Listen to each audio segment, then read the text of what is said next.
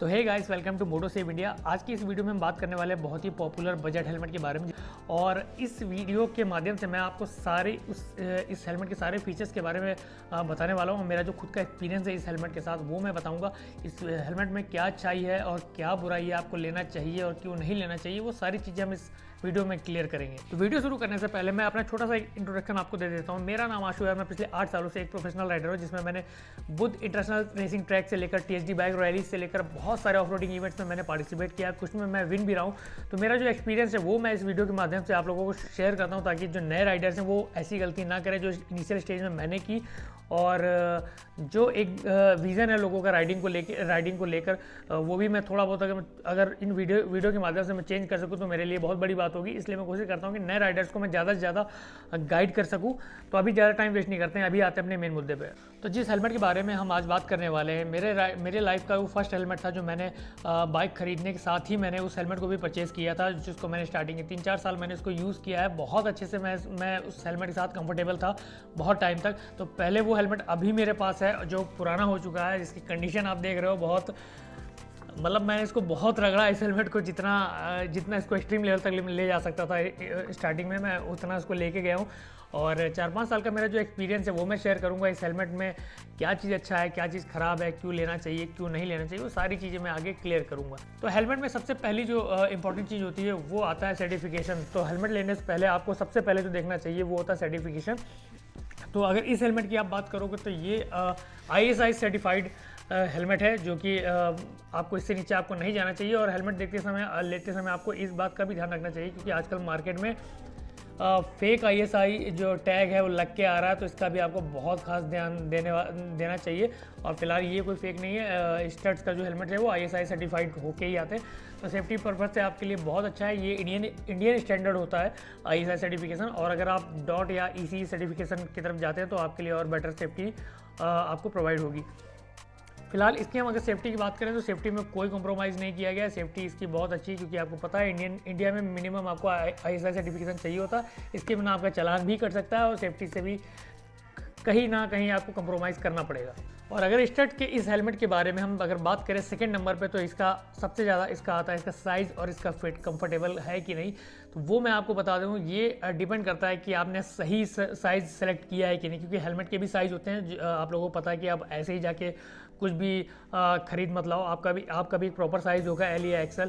तो आप सबसे पहले आप साइज़ चेक करो कि आपका साइज़ क्या है, आपको कौन सा साइज़ सूट कर रहा है, तो आप उस हिसाब से लो। और अगर आपने परफेक्ट साइज़ लिया है जो आपको लग रहा है, अगर आपने वो साइज़ लिया तो मुझे लगता है कि आपके लिए ये हेलमेट बढ़िया है। तो जैसे मैं हमेशा L साइज़ हेलमेट लेता हूँ, तो ये मेरा L साइज़ हेलमेट है जो मेरे लिए एकदम परफेक्ट है। मैं अभी इसको पहन के भी आपको एक बार दिखा देता हूँ। तो ये रहा वो। तो ये L साइज़ हेलमेट है जो कि मेरे लिए इनफ है, मतलब मेरे लिए एकदम परफेक्टली कंफर्टेबल, मुझे एक अंदर से कंफर्टेबल रख रहा है। बिल्कुल भी मुझे प्रॉब्लम नहीं हो रही इस हेलमेट को पहनने के बाद।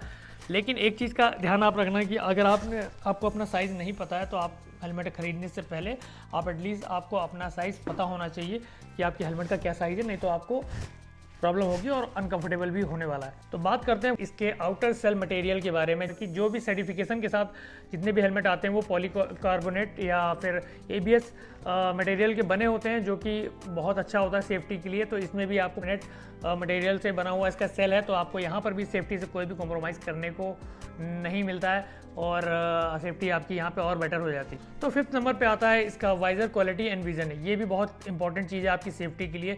तो आपको ये हमेशा देखना होगा पहन के कि आपका विज़न कितना वाइड है और वाइज़र एकदम क्लियर है कि नहीं। वैसे इसमें टिंटेड मोस्टली टिंटेड ही आता है, लेकिन अगर आप चाहते हैं तो आप उसका क्लियर वाइज़र भी आप ले सकते हो। मैं रिकमेंड करूँगा कि आप दोनों ही लो। अगर आपको दिन में यूज़ करना है तो आप टिंटेड यूज़ कर सकते हो, रात में आप क्लियर वाइज़र यूज़ कर सकते हो। विज़न में इसकी कोई कमी नहीं, आपको देख रहे हो इसका वाइज़र की विजिबिलिटी यहाँ से स्टार्ट होती है और यहाँ तक जाती है। तो आप पूरा साइड भी आपका कवर हो जाता है विज़न में। तो विज़न एकदम क्लियर है।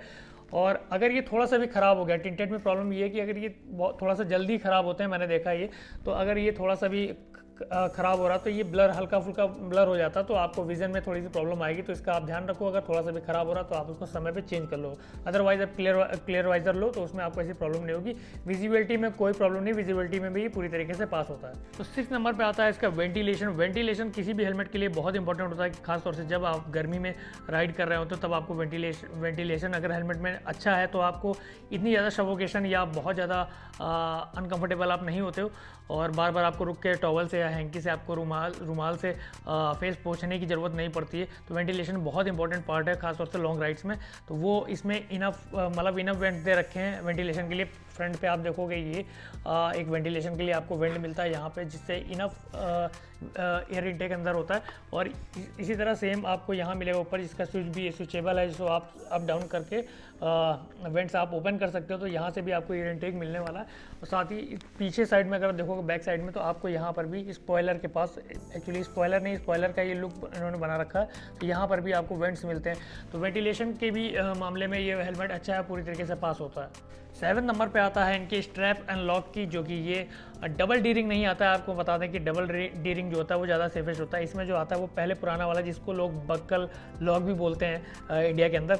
तो ये जो लॉक होते हैं ये बिल्कुल सेफ़ नहीं है। आप देख रहे हो, मतलब सेफ़ थोड़े बहुत सेफ़ हैं, इतना भी बहुत ज़्यादा अनसेफ नहीं होते। लेकिन डबल डी रिंग बहुत अच्छा माना जाता है आपकी सेफ्टी के लिए, क्योंकि एक्सीडेंट के टाइम पे या जब आप गिरते हो तो वो डबल डी रिंग जो है वो ओपन नहीं होता। लेकिन इसके चांसेस होते हैं, इस जो जिसको आप लोग बकल लॉक बोलते हो, इसके बहुत चांसेस होते हैं कि अक्सर ये देखा गया है कि ये खुल जाता है। तो इसलिए इसको इस मामले में मैं थोड़ा सा इसको इतने मार्क मैं नहीं देने वाला। तो बस ये थोड़ा सा इसका डिसएडवांटेज है जो मुझे ऐसा लगता है। बाकी तो सब ठीक ही ठाक है फिलहाल। बाकी अभी हम आगे बढ़ते हैं वीडियो में, आगे जो और चीज़ें बची मैं उनके बारे में बात करता हूँ। 8 नंबर पे बात करते हैं इसके वेट और कंफर्ट के बारे में। बहुत सारे लोग इसको इग्नोर कर देते हैं, पर इसको इग्नोर करना नहीं चाहिए। जब भी आप हेलमेट लें तो आप अपने कंफर्ट के हिसाब से उसका वेट जरूर देखें कि उसका वेट कितना है उस हेलमेट का। जैसे कि इस हेलमेट की अगर हम बात करते हैं स्टेट थंडर की, तो आप देखेंगे ये 1300 ग्राम इसमें लिखा हुआ है। तो 1300 ग्राम का इसका वेट है, जो कि कंफर्टेबल है। मैंने इसको शुरुआत में मैंने इसको कुछ लॉन्ग राइड्स पे भी मैंने इसको ट्राई किया था, तो कहीं पे भी गर्दन पेन या नेक पेन ऐसा कुछ भी नहीं होता।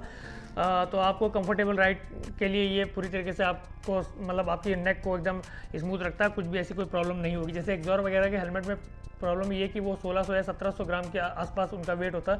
तो अक्सर मैंने देखा उसमें नेक पेन बहुत लॉन्ग राइड पे अक्सर थोड़ा बहुत प्रॉब्लम ये आती है, बट उसमें ऐसा कुछ नहीं है। तो इस वेट और कंफर्ट के मामले में भी मैं इस हेलमेट को पास करता हूँ। और लास्ट में एक चीज़ और है कि इस हेलमेट का अगर मैं देखा जाऊँ तो ओवरऑल अगर रिव्यू अगर एक वर्ड में बोला जाए तो यस, ये परफेक्ट हेलमेट है।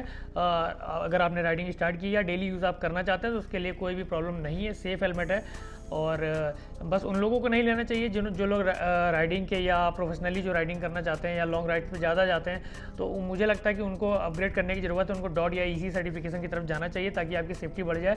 और साथ ही साथ आपको डबल डी रिंग जैसे लॉक भी मिल जाएगा, क्योंकि इसमें डबल डी रिंग नहीं आता, तो आपको कहीं ना कहीं प्रॉब्लम हो सकती है इनकेस जब भी आपका एक्सीडेंट या वगैरह कुछ होता है। तो इस बात का ध्यान रखने वाली चीज़ें।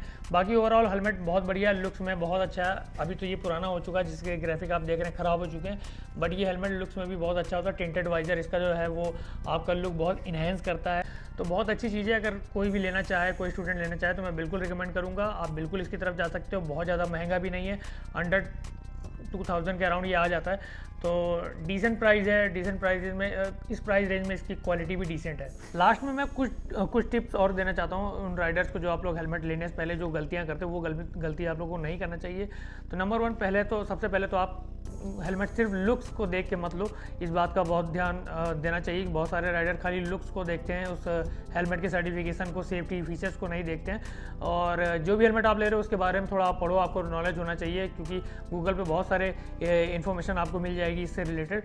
तो आपकी सेफ्टी बहुत इंपॉर्टेंट है, इसलिए खाली लुक्स को देख के हेलमेट लेना ठीक नहीं है। तो जब भी आप हेलमेट लें तो पहले उसके बारे में थोड़ा रिसर्च कर लें, उसके बाद हेलमेट की तरफ कोई भी हेलमेट आप परचेज कर सकते हैं। और सेफ्टी को लेकर एक चीज़ और है जो लोग बहुत इग्नोर करते हैं और लोगों को नॉर्मल लोगों को शायद इतना पता ही नहीं, इतना नॉलेज ही नहीं इसको लेके। अगर कोई हेलमेट है जिससे कभी आपका एक्सीडेंट हुआ, जिसमें हेलमेट पे इम्पैक्ट आया हो ज़्यादा, तो उस हेलमेट को आप रीयूज़ मत करें, आप अपना हेलमेट चेंज कर दें, क्योंकि वो जब उस पर इम्पैक्ट आता है तो उसकी जो सेफ्टी जो क्वालिटी होती है वो कम हो जाती है, क्योंकि उसका अंदर इंटरनली इम्पैक्ट आता है, तो वो शायद इतना सेफ नहीं रह जाता है। इस वजह से अगर आप वही हेलमेट रीयूज़ कर रहे हैं, दोबारा आपका एक्सीडेंट होगा तो वो आपको बचा नहीं पाएगा। तो इस बात का ध्यान है, ये बहुत से लोगों, कॉमन लोगों को नहीं पता होता है। तो आई होप कि स्टड थंडर के बारे में मैंने आपको पूरी इन्फॉर्मेशन दे दी है, और आपको आई होप कि आपको समझ में आ गया होगा। अगर फिर भी अगर आपको कुछ भी डाउट है, या कुछ भी अगर कोई मिथ है, या कुछ भी ऐसा मन में कन्फ्यूज़न है, तो आप इसको कमेंट बॉक्स पे ज़रूर लिखिए। मैं आपको एक डिटेल्ड वीडियो बना के दूंगा, ताकि आप एक अच्छे से आप समझ पाएँ।